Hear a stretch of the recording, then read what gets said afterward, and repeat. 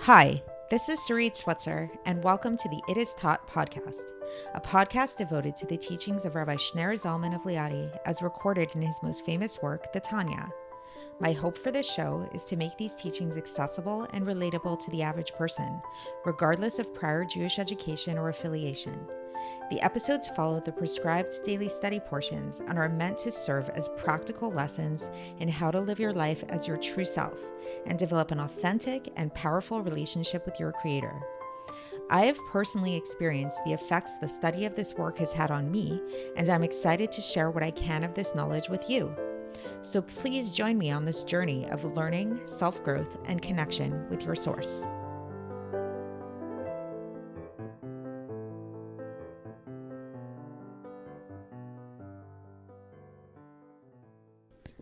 Hi, and welcome to the It Is Taught podcast. This is episode 568 for the 24th of Sivan in a regular year. So we all know that there are many different ways by which people describe God. Often people refer to God as being omnipotent, meaning all-powerful, omnipresent, meaning that he's everywhere. People say, and we've spoken about this, how God is all-knowing. People say that God is pure kindness. You know, there's so many different ways that people use to describe God. And truly, even in Chassidus, as we've been seeing, there's many different attributes. There's many different names of God that we use to kind of help us in understanding who God is. Not to say that God is composed of these different attributes, God forbid. God is one and unified. But each one of these attributes is sort of like a different way by which we can understand who God is. Kind of like how we described that one person can be both a mother and a daughter and a sister and a teacher and a wife and, all these different things. And they're all just one person, but depending on who is addressing this person or in what context, that's the description that we're going to use for this same one person. So the same thing is the case when it comes to God. Now, in Chassidus, there are two fundamental ways by which we relate to God, by which we experience God, we can say, here in this world. And that's what we're going to be focusing on today. And these two basic ways, these two fundamental ways, at first glance, really appear to be actually quite paradoxical because they kind of mean the opposite of one another.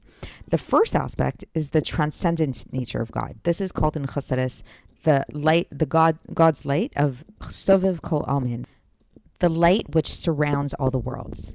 This is the transcendent aspect of God, the part of God that is, we can call it like detached to a certain extent. It kind of like surrounds all worlds, all things equally.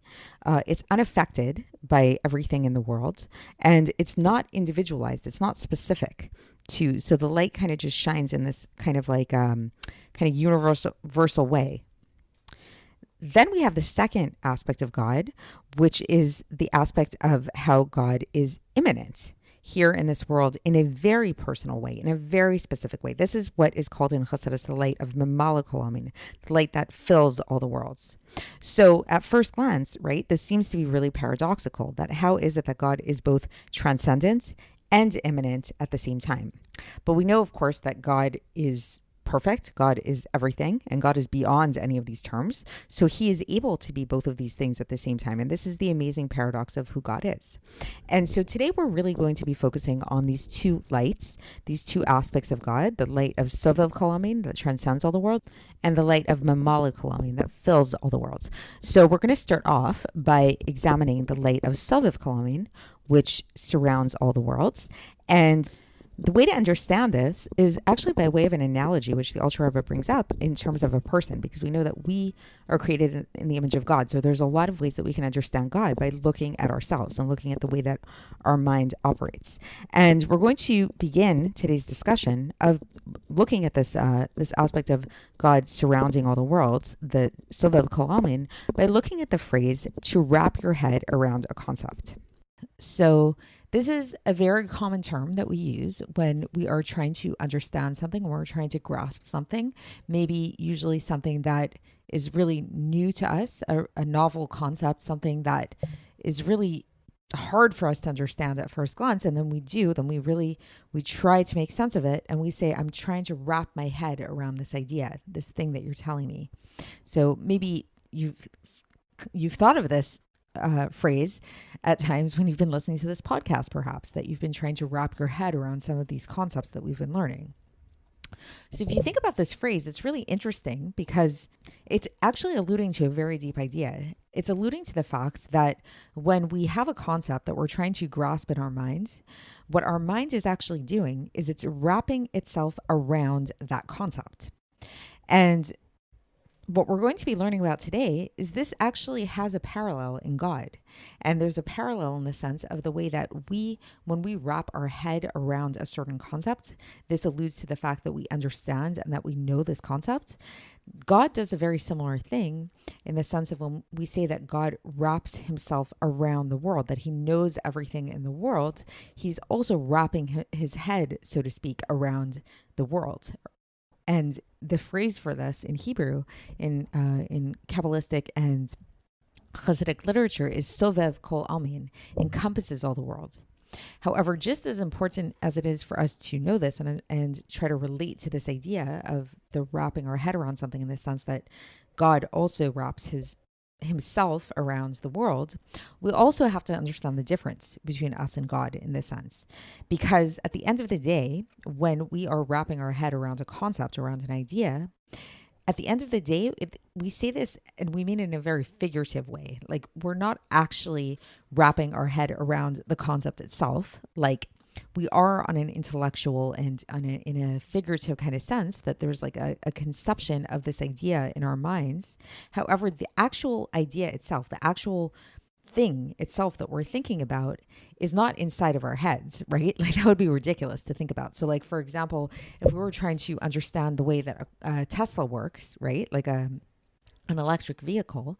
So if we're trying to wrap our head around how a Tesla works and somebody explains to us the intricacies of the whole thing, and we study many books and things like that and read a lot of articles. So we're wrapping our head around the concept of the Tesla on some level in a way that we can understand. However, the Tesla exists outside of our minds. It's not inside of our head, right? Like, that would be ridiculous to think that it was inside of our head. However, when it comes to God, this is where the difference lies. Because when it comes to God, and when we talk about God and the way that he knows the worlds and the way that he wraps himself around the world, the way he is Sovev kol Almin, all of the worlds, not just our worlds, but all of the worlds, then we literally mean this. We mean that God is literally encompassing all the worlds, meaning that the worlds literally are contained within him. Because we know that the difference between the concept that we're grasping and the world, when it comes to us and when it comes to God, is we didn't create this concept. This is a concept that exists outside of who we are. Versus when it comes to the world, the entire world that God is grasping was created and is being constantly created by him, and actually its entire existence and substance actually is only there because God is constantly bringing it into creation, something from nothing at all times. So let's see how the Alter Rebbe explains this. So for context, again, we are still in the middle of chapter 7 of Sha'ar HaYichud V'Haemunah. It's quite a long chapter. We still are going to be with this chapter for another few days.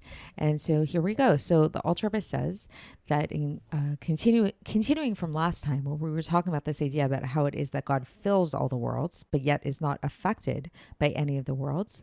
Now we're going to look at another aspect of God, not the aspect of God that fills all the worlds, but the aspect of God that encompasses all the worlds, the Sovev kol Almin. And then the Alter Rebbe says that we can understand this, we can somewhat understand this idea of Sovev kol Almin, of encompassing all the worlds, when we think of it, how it is that a person meditates upon some type of concept in their minds, or upon some physical object in their minds.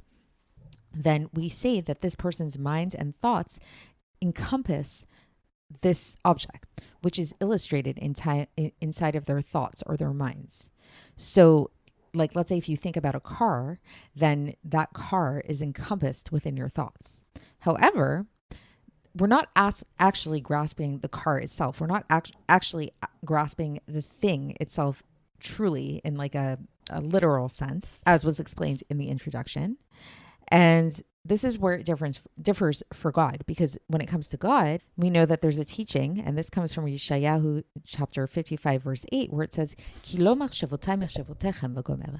For my thoughts are not your thoughts. So the way that we think is not the way God thinks. God's thoughts and our thoughts are very different. And we've talked about this previously in Tanya as well, where we learned that God's thoughts and God's knowledge, in the sense that when we say that God knows all of his creations, this means that God is actually literally encompassing every single creation in a literal and actual sense. Because why? Like, what does this mean, that God is encompassing every single thing in a literal and actual sense? Because we know that God's knowledge is the vitality and the existence of every single thing. And it's bringing into existence something from nothing, every single creature, every single creation in a true and actual sense at every moment. So that's the end of the section. So just to recap. So again, there's an aspect of God that we're focusing on today, which is the aspect of God who encompasses all the worlds, who surrounds all the worlds. And the way that we can understand this kind of in a definitional sense, what this means is the way that we understand or grasp a concept or an idea or a thing in our minds. Like when we think of a certain object or when we think of a concept in our minds, then we say that we are wrapping our head around this concept or the thing itself, or grasping the object in our mind. But when we say this, we mean this in a figurative sense. We don't mean that we literally have a car inside of our head, when we all know that, right? Versus for God, it's very different, because when God encompasses the world with his knowledge, we literally mean that the world is within him, that God is encompassing the literal world, because we know that the world, not only our world, but all of the worlds, their entire vitality and their entire existence is God's knowledge itself. That's where it's coming from. That's where it receives its vitality from. And now the Alter Rebbe is going to go on and give some focus and attention to this second aspect of God that we mentioned in the introduction, namely the aspect of God which fills all the worlds, otherwise known as Memalei kol Almin. So while on the one hand, we say that God transcends all of the worlds and is not affected by all of the worlds and encompasses all worlds equally, at the same time, we also say that God is very much immanent, and God is very much here in this world in a very deep and personal way. God is a personal God. So we've spoken about this before, that a mistake that a lot of scholars, even very, intelligent scholars have made, is they think of God as being this aloof kind of being who created the world something for nothing once upon a time and then kind of left it as is, and he's standing from afar, or sitting from afar, flying from afar, however you want to imagine it in your mind, and just like kind of looking in a cursory way on the world below. But we know, according to Chassidus, that that's not at all true. And we know that according to Chassidus, God is very much a personal God, and God is very much involved in the intricate aspects of our lives, in the nitty-gritty aspects of our lives and our thoughts and our actions and everything that we do.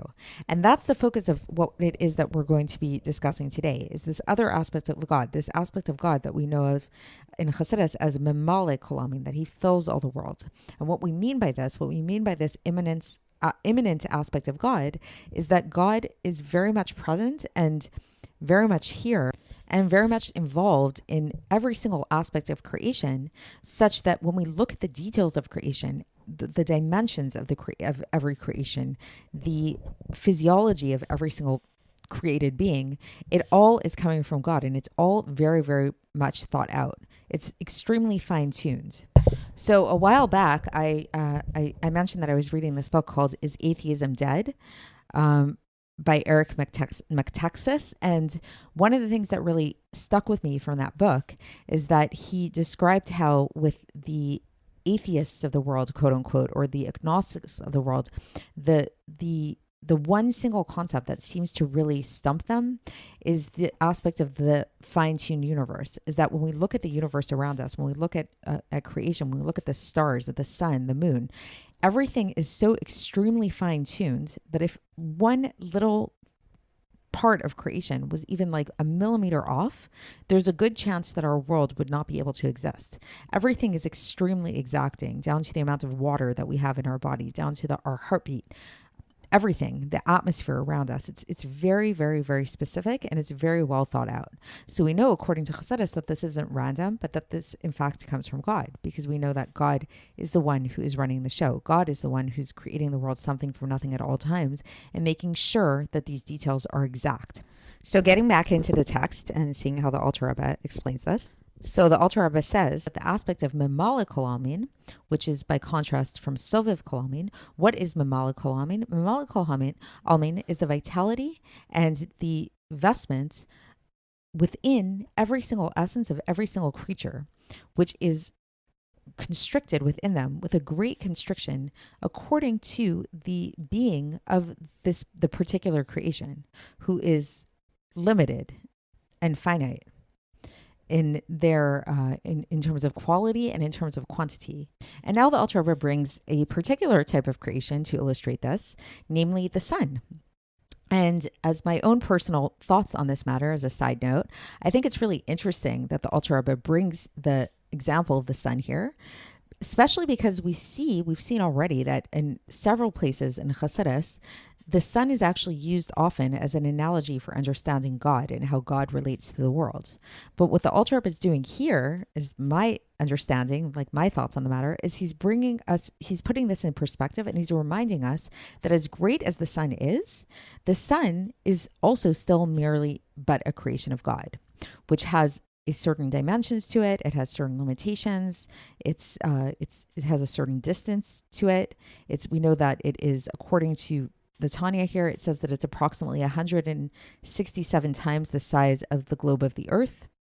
And I'm not an astronomer, so if anybody wants to verify that or has thoughts on that, you're welcome to write that in the commentary on YouTube or wherever you want to post the commentary for that.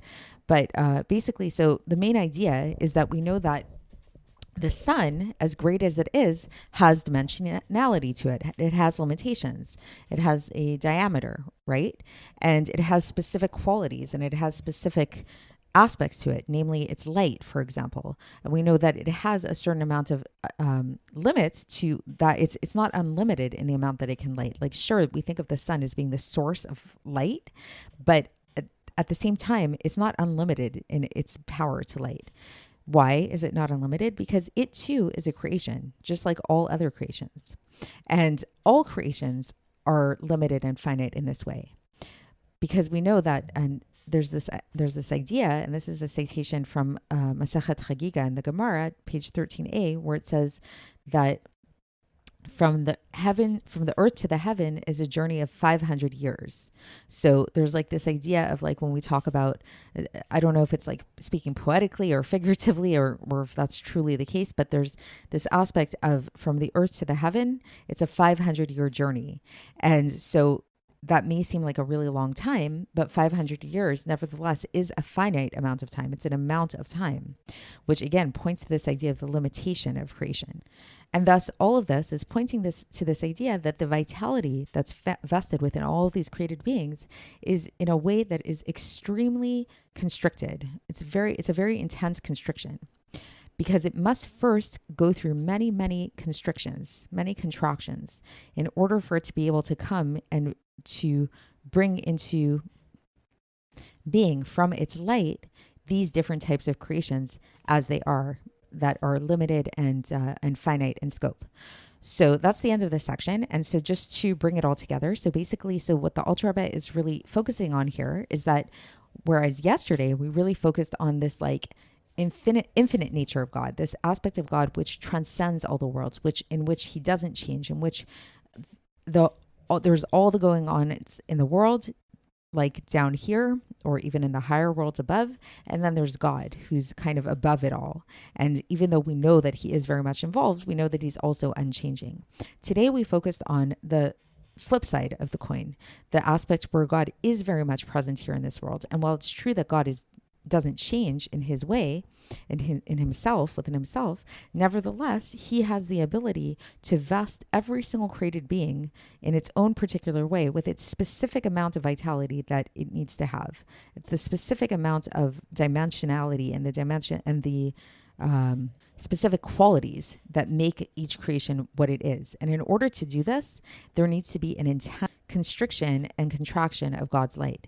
Because as we learned about previously, if God were to just like shine his light in a totally unobscured way, nothing would be able to have any existence of its own. So God's tremendous ability to contract himself, to obscure himself, to constrict himself is what allows for these created beings to have their particular aspects, their particular qualities and dimensions to them. So that's it for today, and we will continue tomorrow. Again, still continuing with chapter 7 of Sha'ar HaYichud V'Haemunah, and I will speak to you then. Thanks for listening to the It Is Taught podcast, hosted by Sarit Switzer. This podcast is dedicated in loving memory of my maternal grandfather, Avraham Yitzchak ben Binyamin HaKohen of blessed memory. Music by Shoshana. If you enjoyed this episode and would like to support the show, please share it with others and subscribe on YouTube, Apple iTunes, Spotify, or wherever you listen to podcasts. And make sure to leave us a 5-star review. To find out more about the It Is Taught project, including more information on my soon-to-be published book, please visit our website, itistaught.com. To catch the latest from me, follow me on Facebook, Instagram, and Twitter. Looking forward to speaking with you tomorrow, and until then, have a great day.